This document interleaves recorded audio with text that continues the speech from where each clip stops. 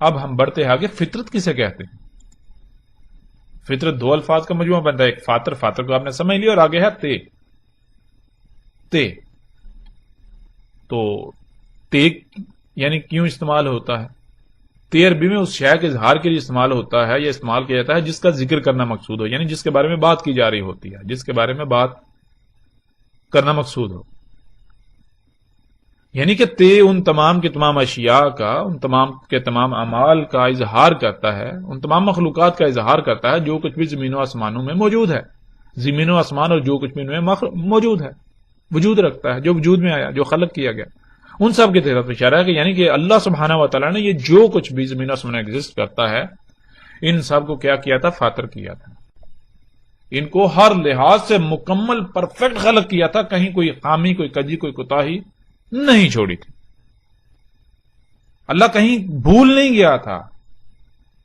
ایسا نہیں ہوا تھا کہ اللہ بھول گیا کہ آپ کو یعنی کہ انسانوں کی سواری کی جو ضرورت ہے اب اس کے لیے یعنی کہ تیز رفتار سواری کے ذرائع ہونے چاہیے، اور اللہ بھول گیا تھا، وہ اس رفتار خلق کر بیٹھا اور بعد میں کہا جی میں تو بھول گیا تھا، تم خود ہی خلق کر لو.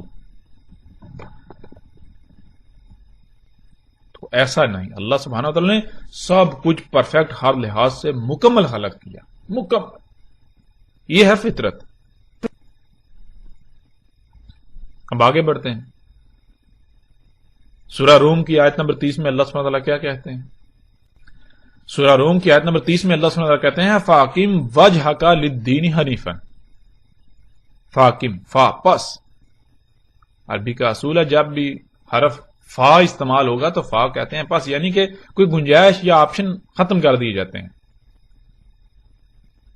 جو کہا جا رہا ہے وہ کرنا ہی کرنا ہے، خواہ کچھ بھی ہو جائے، دنیا ادھر کی ادھر ہو جائے، کچھ بھی ہو جائے، جو کہا جا رہا ہے فا کے ساتھ وہ کرنا ہی کرنا ہے. بالکل بہت سختی کے ساتھ حکم دیا جاتا ہے. فا تو کیا حکم دیا جا رہا ہے فا کے ساتھ؟ فاقم، پس قائم ہو جا. یعنی کہ خواہ کچھ بھی ہو جائے، دنیا ادھر کی ادھر ہو جائے، کچھ بھی ہو جا تو قائم کر، قائم ہو جا. کیا قائم کرنا ہے؟ کہاں قائم ہونا ہے؟ کیا کرنا ہے؟ آگے کیا ہے؟ وجہ کا، تیرا جو رخ ہے، للدین، دین کے لیے، حنیفن.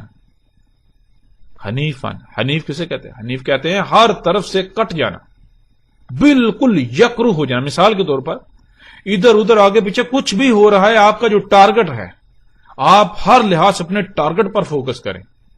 ادھر کوئی چیختا ہے، چلاتا ہے، کچھ بھی کرتا ہے آپ کے آس پاس ادھر ادھر، آپ بالکل اپنی ایک رائی برابر بھی توجہ جو ہے وہ ادھر ادھر نہ کریں. آپ ہر لحاظ سے اپنے ٹارگٹ کو فوکس کریں اور اسی کی طرف بڑھتے جائیں، بڑھتے جائیں، بڑھتے جائیں. بالکل کسی بھی طرف رائی برابر بھی توجہ نہیں کرو، بالکل یکرو. اس کو کہتے ہیں حنیف.